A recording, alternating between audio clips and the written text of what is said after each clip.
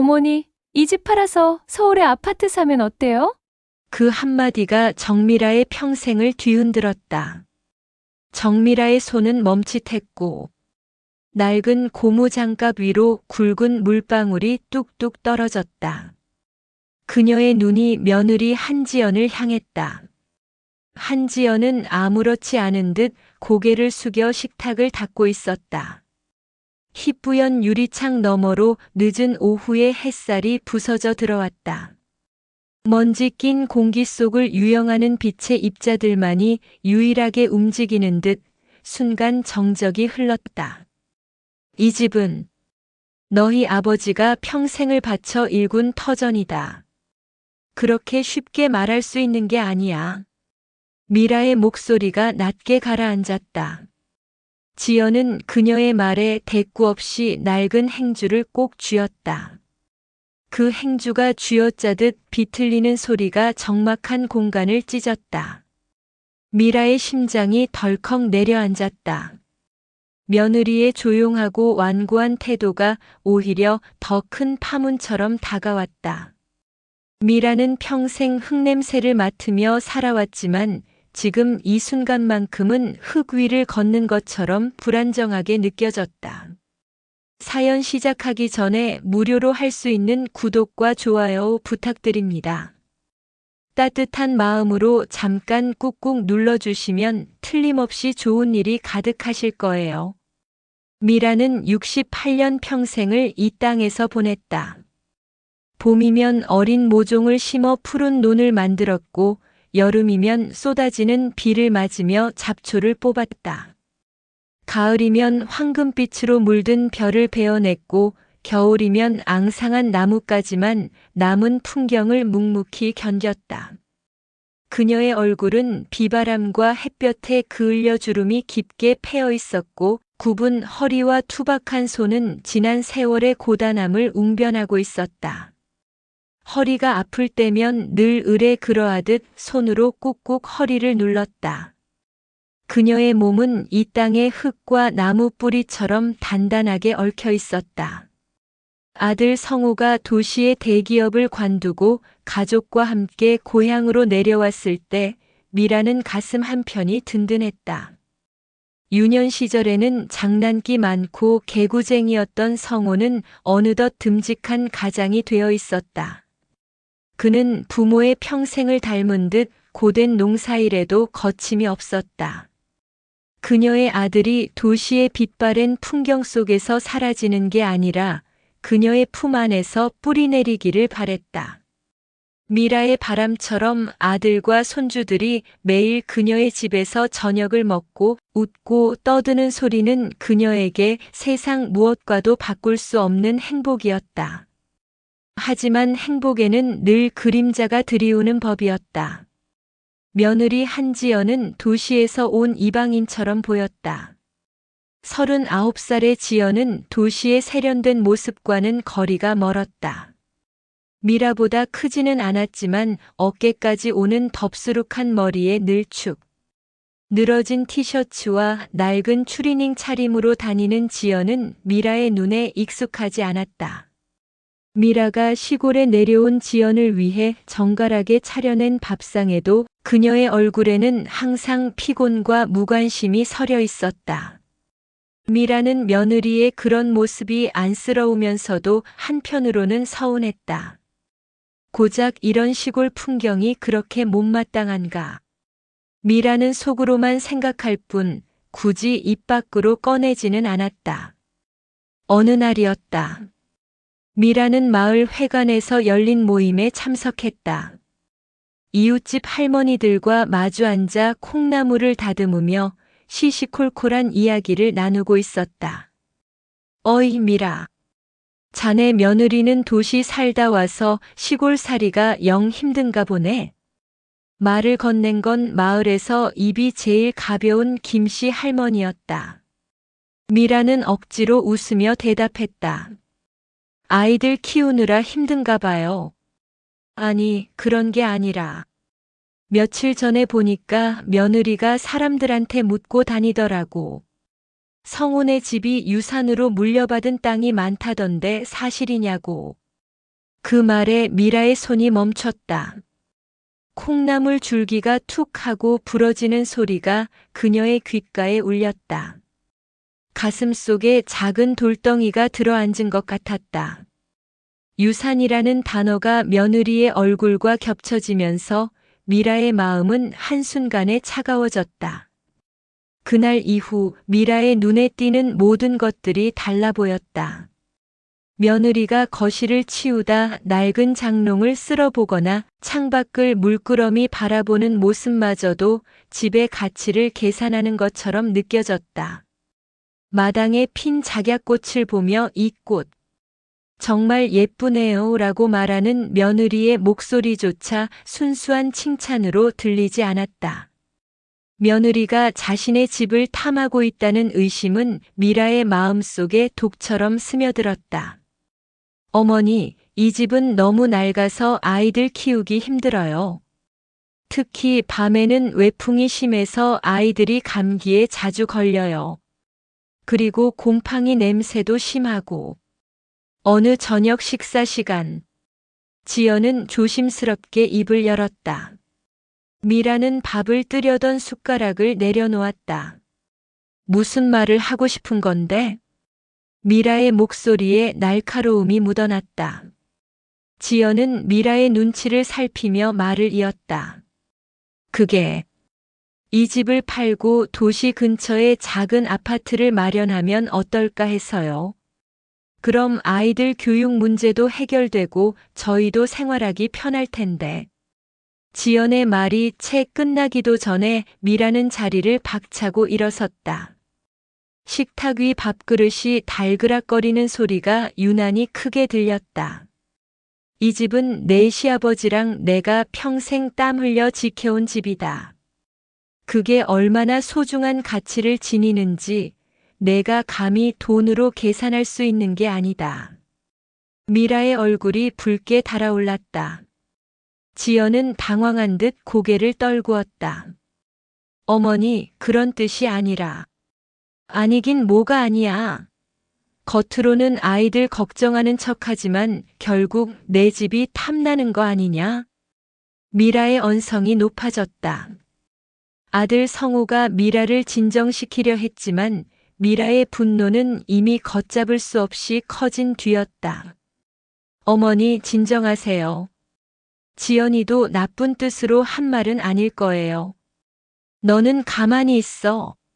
너는 내 처가 하는 말이라면 뭐든지 다 옳으냐? 내 아버지가 평생을 바쳐 지켜온 이 집을 내가 감히 팔아넘기려 한단 말이냐? 미라는 격분했다. 성우는 난처한 표정으로 미라와 지연을 번갈아 보았다.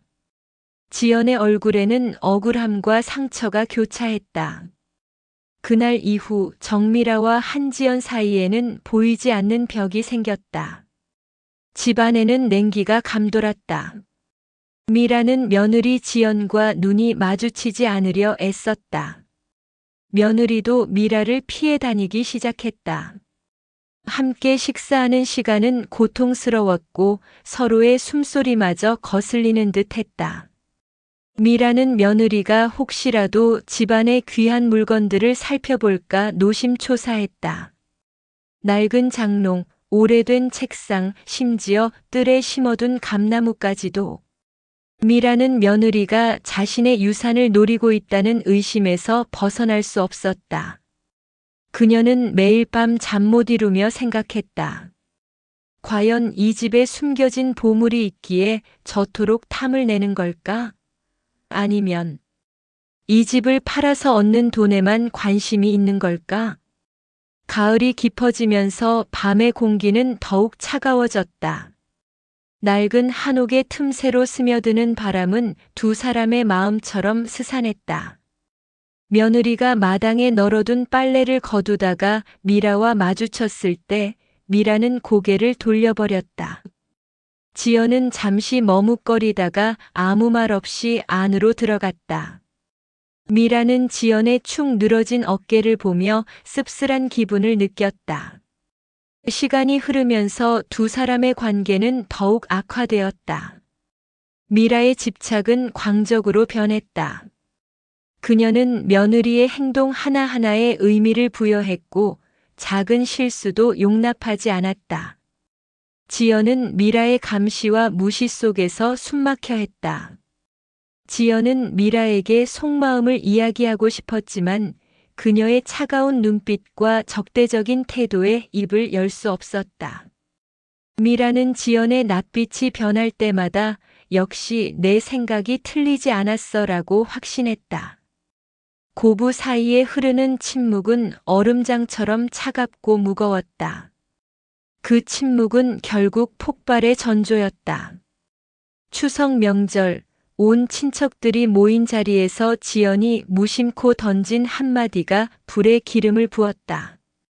우리도 언젠가 이 집을 물려받으면 좀 손봐야겠네요.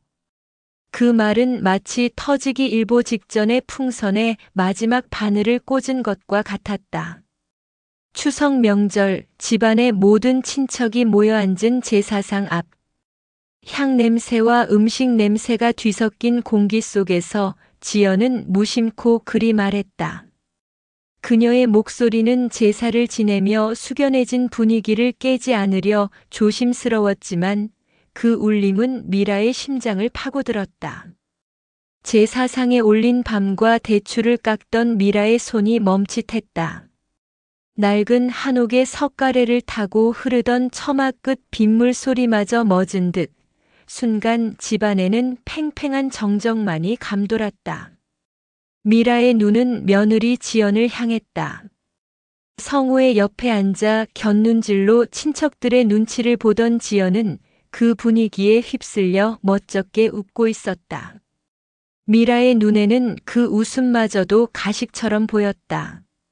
며칠 전 성우가 자신에게 지연이가 아이들 때문에 집을 고치고 싶어 한다고 말했을 때 그녀의 마음 한구석에 피어났던 미세한 의심의 싹이 이제는 거대한 불신으로 활활 타오르고 있었다. 결국 이 집이 탐나는 거였구나. 아이들 핑계를 대더니 내가 죽기도 전에 유산부터 탐하는구나. 미라는 참을 수 없었다. 평생을 남편과 함께 땀 흘려 지켜온 이 집이 단지 돈벌이 수단으로 전락하는 것을 용납할 수 없었다. 그녀의 얼굴이 붉게 달아올랐다. 거칠게 숨을 몰아쉬는 미라의 모습에 친척들이 수군거리기 시작했다. 고개를 숙이고 음식을 나누던 사람들의 시선이 미라에게로 쏠렸다. 미라는 자리에서 벌떡 일어났다. 상위 그릇들이 덜컹거리며 위태롭게 흔들렸다. 내가 죽기도 전에 집부터 탐내는구나. 그녀의 목소리는 분노와 배신감으로 갈라져 있었다. 그 말은 칼날처럼 날카로웠고 지연의 가슴에 깊은 상처를 냈다. 지연의 얼굴에서 핏기가 가셨다. 억울함에 눈물이 핑 돌았지만 그녀는 입을 열 수 없었다. 시어머니의 분노에 찬 눈빛 앞에서 어떤 변명도 무의미하게 느껴졌다. 친척들은 모두 당황한 표정으로 두 사람을 번갈아 보았고 제사 분위기는 순식간에 싸늘하게 얼어붙었다. 성우가 황급히 미라를 달랬다. 어머니, 왜 그러세요? 지연이가 그런 뜻으로 말한 게 아니에요. 하지만 미라의 귀에는 아무것도 들리지 않았다. 그녀는 이미 이성을 잃은 상태였다. 미라는 며느리를 향해 차갑게 내뱉었다. 이제 내 얼굴도 보기 싫다. 당장 내 눈앞에서 사라져.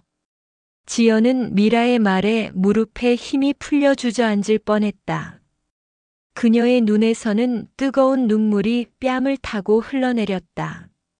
성우는 지연을 일으켜 세우고 미라에게 다시 한번 사정하려 했다. 하지만 미라는 이미 마음의 문을 굳게 닫아버린 뒤였다. 그날 이후 집안의 평화는 산산조각났다.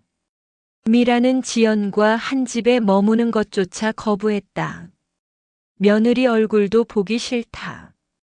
그 말은 단순한 분노가 아니라 돌이킬 수 없는 깊은 금을 냈다. 지연은 성우와 함께 별채에서 생활하기 시작했고 미라는 그들을 마치 남처럼 대했다.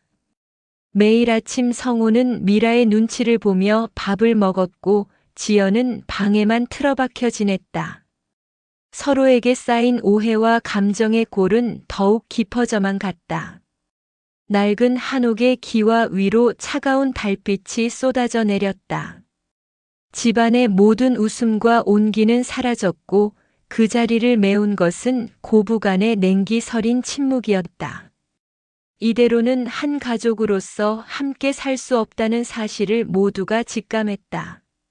하지만 누구도 먼저 나서서 이 깊은 오해를 풀 용기를 내지 못했다. 시간은 흘렀지만 두 사람 사이의 벽은 더욱 높아져만 갔다. 미라는 자신의 집착에 갇혀버렸고 지연은 그 감옥 속에서 숨막혀 했다. 그리고 이 모든 오해와 갈등의 끝에는 결국 아무도 예상치 못한 진실이 기다리고 있었다. 며칠 밤낮으로 낡은 한옥은 깊은 정적에 잠겨 있었다. 제사날 이후 집안의 웃음소리는 사라졌고 그 자리를 메운 것은 삐걱거리는 마룻바닥 소리, 찬바람이 창틈을 비집고 들어오는 스산한 소리뿐이었다. 미라는 마당을 오가는 지연의 그림자를 볼 때마다 고개를 돌렸다. 며느리 얼굴도 보기 싫다던 그녀의 단호한 말이 철벽이 되어 두 사람을 갈라놓았다. 지연은 별채에 틀어박혀 지냈다.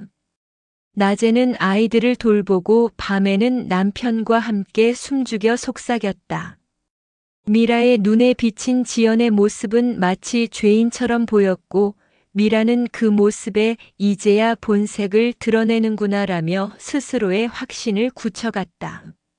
하지만 그 확신은 이내 그녀의 가슴을 짓누르는 무거운 죄책감으로 바뀌었다. 며느리가 정말 집을 탐냈던 게 아니라면, 성우의 말이 사실이라면, 밤마다 낡은 이불을 뒤척이며 미라는 자신을 괴롭혔다. 그녀의 마음속에는 매서운 겨울바람이 불어왔고 잠든 손자 민재의 쌕쌕거리는 숨소리는 비수처럼 그녀의 심장을 찔렀다. 성우는 그런 어머니와 아내 사이에서 무너져 내리고 있었다. 그는 매일 아침 미라의 눈치를 보며 밥을 먹었고 밤이면 지연의 차가운 손을 잡고 그녀의 슬픔을 달래주었다. 아내와 어머니 사이에서 찢겨나가는 그의 마음은 갈기갈기 찢겨나간 깃발처럼 힘없이 펄럭였다. 이대로는 안 되겠다고 생각한 그는 마침내 용기를 냈다. 그날 저녁 낡은 마루에 삐걱거리는 소리를 내며 성호는 부엌에 앉아있는 어머니를 찾아갔다. 미라는 차를 마시려다 아들의 방문에 놀란 듯 찻잔을 내려놓았다. 찻잔과 찻상이 부딪히는 소리가 고요한 부엌에 울려 퍼졌다. 어머니, 저 드릴 말씀이 있어요. 성우는 조심스럽게 입을 열었다. 미라는 아무 말 없이 그를 바라보았다. 그녀의 눈빛에는 여전히 차가운 냉기가 서려 있었다. 성우는 어머니의 눈치를 보며 머뭇거렸지만 꾹 참고 이내 진실을 털어놓기로 결심했다. 그의 입에서 조용하지만 단호한 목소리가 흘러나왔다. 어머니, 지연이가 집을 팔자고 한 건 유산 때문이 아니에요. 사실, 아이가 천식이 심해서 그래요. 성우의 말이 끝나자마자 미라의 표정이 순간 굳어졌다. 그녀의 손이 미세하게 떨리기 시작했다. 아들의 말을 이해하지 못하겠다는 듯 그녀는 눈을 크게 떴다. 성우는 숨막혀 하는 아이를 보며 밤마다 얼마나 괴로웠는지, 며느리가 왜 그토록 이사를 원했는지 그 모든 사정을 미라에게 조심스럽게 설명했다. 미라의 가슴이 먹먹해졌다. 그녀는 눈을 감았다. 며칠 전 며느리가 곰팡이 냄새가 심하다고 했던 말이 오래된 집을 고쳐야겠다고 했던 말들이 떠올랐다. 그 모든 것이 아이를 위한 절박한 외침이었는데 그녀는 그것을 돈에 눈이 먼 며느리의 욕심으로 치부했다는 사실에 미라는 숨이 막혔다. 그녀는 그동안 며느리를 향해 퍼부었던 차가운 말들이 비수처럼 가슴에 박혔다. 체면 때문에 며느리에게 쉽게 미안하다는 말을 할 수 없었다. 그저 찻잔만 만지작거리며 눈물을 꾹 참았다. 그때였다. 지연이 조용히 부엌으로 들어왔다. 그녀는 미라와 성호를 번갈아 보며 불안한 듯 서 있었다. 지연은 미라에게 조심스럽게 다가갔다. 어머니, 제가 잘못했어요. 아이들 때문에 그런 건데 욕심 부린 게 아니에요. 지연의 목소리는 흐느낌에 떨리고 있었다. 미라는 지연의 눈을 똑바로 보았다. 며느리의 눈은 붉게 충혈되어 있었고 그 안에 담긴 진심이 고스란히 미라에게 전달되었다. 미라는 흔들렸다. 그동안 쌓아 올렸던 불신의 벽이 조금씩 무너지는 듯 했다. 하지만 여전히 자존심이라는 굳건한 벽이 그녀의 앞에 서 있었다. 미라는 지연의 사과를 받는 대신 애써 외면했다. 지연은 미라의 냉담한 태도에 절망하며 고개를 떨구었다. 고부 사이에 흐르는 침묵은 그 어떤 말보다도 무거웠다. 이대로는 안 된다는 것을 두 사람 모두 알고 있었지만 먼저 손을 내밀 용기를 낼 수 없었다. 나는 내가 잘못했다. 내 마음을 헤아리지 못해 미안하다. 그 말은 마치 수십 년을 얼어붙었던 호수의 얼음이 깨지는 소리 같았다. 오랜 시간 굳게 닫혔던 미라의 입술 사이로 간신히 새어나온 그 말은 단순한 사과를 넘어선 한 노인의 깊은 후회와 참회를 담고 있었다. 지연은 아무 대꾸도 하지 못하고 그저 뜨거운 눈물만 하염없이 흘려보냈다. 그 눈물은 그동안 쌓였던 오해와 서러움을 씻어내는 정화수와 같았다. 모든 것이 산산이 부서진 것 같았던 어느 겨울날 오후였다. 마을 회관에서 열린 작은 행사. 아이들을 위해 동화 구연가가 찾아온다는 소식에 미라는 억지로 발걸음을 옮겼다. 혹시나 며느리와 손자를 마주칠까 피하고 싶었지만 좋아하는 손자 민재를 외면할 수는 없었다. 행사장은 아이들의 제잘거리는 소리와 깔깔거리는 웃음소리, 동화 구연가의 다정한 목소리로 가득했다. 미라는 사람들 틈에 섞여 멀찍이서 민재와 지연을 지켜봤다. 지연은 민재의 작은 손을 꼭 잡고 동화에 몰입하고 있었다. 평온했던 분위기는 한순간에 산산조각났다. 갑자기 민재의 얼굴이 파랗게 질리더니 심하게 기침하기 시작했다. 한두 번이 아니었다. 숨을 들이마시려 애쓰는 아이의 어깨가 들썩였고 작은 몸은 떨고 있었다. 지연은 놀라 민재를 품에 안고 등을 두드렸다. 하지만 아이의 기침은 멈추지 않았고 이내 쌕쌕거리는 숨소리가 들렸다. 그 소리는 마치 날카로운 송곳처럼 미라의 귓속을 파고들었다. 미라는 그 모습을 보고 심장이 덜컥 내려앉았다. 성우가 황급히 달려와 차를 몰고 왔고 지연은 아이를 안고 땀을 뻘뻘 흘리며 차에 올랐다. 미라도 그들을 따라 병원으로 향했다. 병원 로비의 차갑고 소독약 냄새가 나는 공기는 미라의 불안감을 더욱 키웠다. 초조하게 기다리던 미라의 귓가에 아이의 힘겨운 숨소리가 희미하게 들려왔다. 그때였다. 문득 그녀의 머릿속에 아들의 말이 스쳤다. 아이가 천식이 심해서 그래요. 시골집의 낡은 먼지나 곰팡이가 아이의 천식을 더 심하게 할 수 있다고 미라는 그제야 모든 것이 이해되었다. 며느리가 집을 팔자고 했던 이유, 방을 손봐야 한다고 했던 이유, 그 모든 것이 아이를 살리기 위한 절박한 외침이었다는 것을 미라는 그제야 자신의 오해와 미련함이 얼마나 큰 죄악이었는지 깨달았다. 그녀는 그동안 며느리를 향해 퍼부었던 말들이 비수처럼 가슴에 박혔다. 한없이 이기적이고 고집스러운 늙은이였던 자신을 발견한 미라는 숨이 막혔다. 의사의 말에 안정을 되찾은 민재는 지연의 품에 안겨 잠들어 있었다. 지연은 아이의 이마에 입을 맞추며 조용히 눈물을 흘렸다. 그 모습을 본 미라는 더 이상 참을 수 없었다. 그녀는 지연에게 조심스럽게 다가가 손을 잡았다. 미라의 투박하고 굳은 살 박인 손이 지연의 부드러운 손을 감싸자 지연은 화들짝 놀라 고개를 들었다. 시어머니의 얼굴은 눈물로 범벅이 되어 있었고 그 속에는 진심과 후회가 가득 담겨 있었다. 지연아, 내가 정말 잘못했다. 너의 그 마음을 왜 진작 알아주지 못했는지. 미라의 목소리는 흐느낌에 떨렸다. 그녀는 지난날의 자신의 오만함과 미련함에 몸서리쳤다. 지연은 미라의 따뜻한 손길에 더 이상 참지 못하고 흐느꼈다. 그동안의 서러움과 억울함이 눈물로 터져나왔다. 지연은 미라의 사과를 받는 대신 아무 말 없이 고개를 끄덕였다. 그 순간 두 사람 사이에 쌓였던 불신의 벽이 와르르 무너지는 소리가 들리는 듯 했다. 더 이상 언어는 필요하지 않았다. 서로의 눈빛과 손길만으로도 충분했다. 이제야 비로소 그들은 한 가족이 된 것처럼 서로를 이해하고 용서할 수 있게 되었다. 그 후 미라는 집을 팔지는 않았다.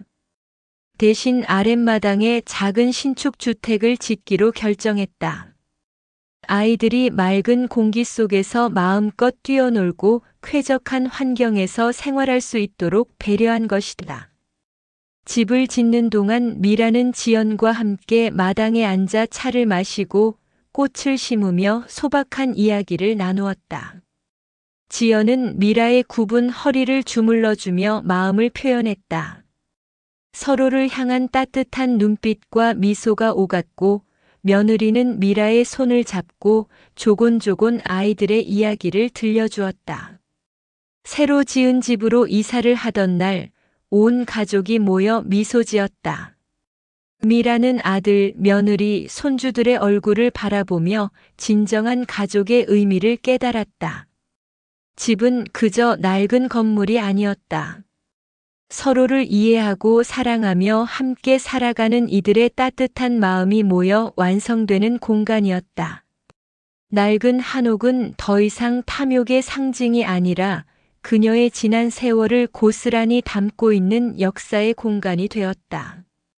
그제야 오래된 집안에 다시 웃음소리가 흘러나오기 시작했다.